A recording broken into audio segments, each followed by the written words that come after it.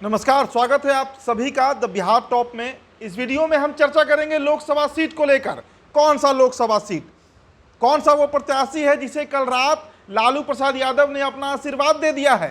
लालू प्रसाद यादव ने कहा है कि जाइए आप तैयारी में लग जाइए, आपका टिकट फाइनल कर दिया गया है पार्टी की तरफ से। महाराजगंज लोकसभा सीट पर हम चर्चा करेंगे।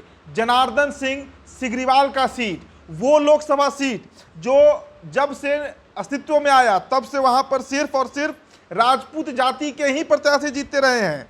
जी हाँ, 1957 में जो पहला लोकसभा चुनाव हुआ था महाराजगंज में, महेंद्र नाथ सिंह बने थे सांसद। तब से 2019 तक जनार्दन सिंह सिग्रीवाल, और ये सीट को बिहार का चित्तौड़गढ़ भी कहा जाता है। एक और लोकसभा सीट है औरंगाबाद, इसे चित्तौड़गढ़ ही कहा जाता है। लेकिन महाराजगंज की चर्चा इसलिए जरूरी है क्योंकि महाराजगंज से लालू प्रसाद यादव ने अपने प्रत्याशी को आशीर्वाद देकर कैंपेनिंग शुरू करने की बात कही है। तस्वीर पहले आपको हम दिखाते हैं। ये तस्वीर जो है 10 सर्कुलर आवास का है, जहां पर रणधीर सिंह, जी हां, पूर्व सांसद रहे महाराजगंज से, 2-3 बार सांसद बने। 1999 में प्रभुनाथ सिंह जीते थे, 2004 में भी प्रभुनाथ सिंह जीते, और 2012 में जब उपचुनाव हुआ उमाशंकर सिंह के निधन के बाद, तो उस समय भी प्रभुनाथ सिंह जीते थे लोकसभा। वही प्रभुनाथ सिंह के बेटे हैं रणधीर सिंह, जिनका टिकट लालू प्रसाद यादव ने कंफर्म कर दिया है।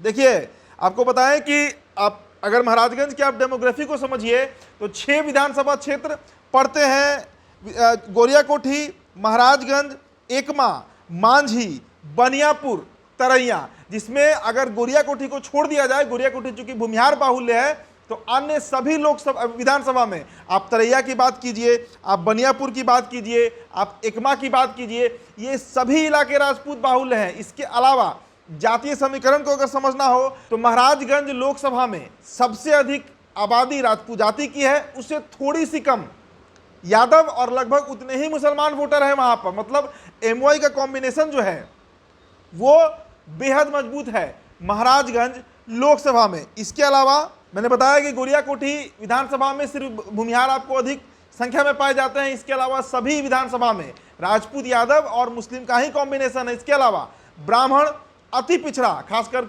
कुशवाहा जाति जो है, वो भी करीब 1 लाख की संख्या में आपको महाराजगंज में वोटर्स मिल जाएंगे। दलित समाज की बात करें तो कुल वोटर्स के 19% करीब 20% आप मानिए, हर 5 वोटर में से 1 वोटर जो है वो दलित समाज का है, जिसमें सभी जातियां दलितों की सम्मिलित हैं।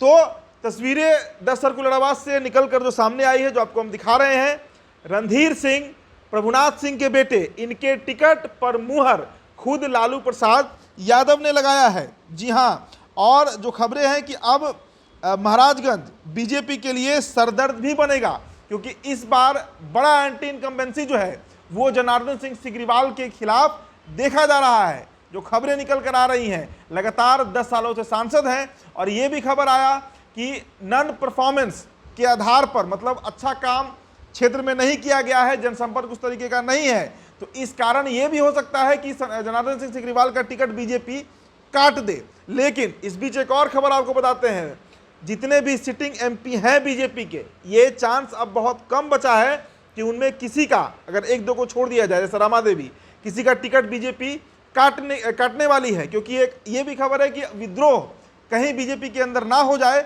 इस कारण जो सिटिंग एमपी है उन्हीं का टिकट रिपीट कराया जाएगा। लेकिन जिस तरीके से प्रत्याशियों का चयन किया जा रहा है आरजेडी की तरफ से, बीजेपी के लिए खतरे की घंटी है। और ऐसा ही गुणागणित महाराजगंज लोकसभा में देखने को मिल रहा है, जहां पर रणधीर सिंह, प्रभुनाथ सिंह के जो बेटे हैं, पूर्व में 3 बार सांसद रहे, बाहुबली रहे हैं, फिलहाल जेल में है, उनका टिकट, उनके बेटे का टिकट, माफ कीजिएगा, रणधीर सिंह का टिकट जो है वो कंफर्म किया गया है।